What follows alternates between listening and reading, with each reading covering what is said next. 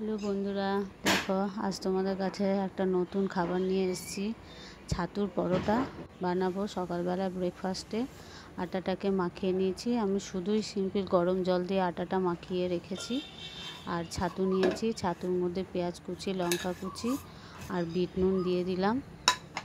আর একটা হাফ লেবু কেটে তার রসটা দিলাম। আম তেল দিলে ভালো হয়, কিন্তু আম তেল আমার কাছে এখন নেই। থাকে আবার আম উঠুক, তাহলে আম তেল বানাবো। আর একটা জিনিস দিলাম, যেটা হলো আদা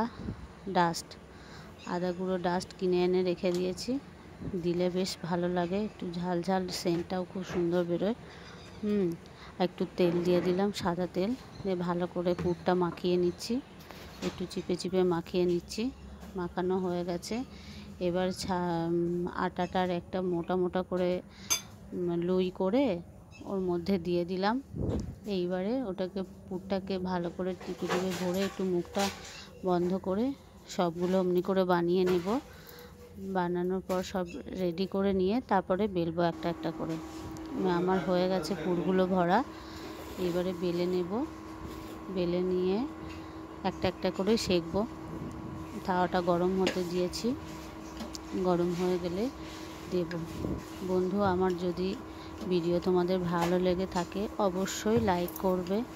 আমি নতুন, আমাকে একটু পারলে সাবস্ক্রাইব করে দিও, পাশে থাকবে। নতুন নতুন রান্না নিয়ে তোমাদের সামনে হাজির হব। বেলা হয়ে গেছে, সেঁকে নিচ্ছি।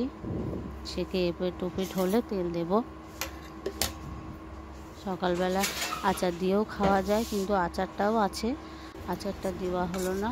আমি সস দিয়েই সার্ভ করে দেব। তেল দিয়ে দিলাম, তেল দিয়ে ভালো করে চিপে চিপে এপাশ ওপাশ উল্টে ভালো করে ভেজে নেব পরোটাটা।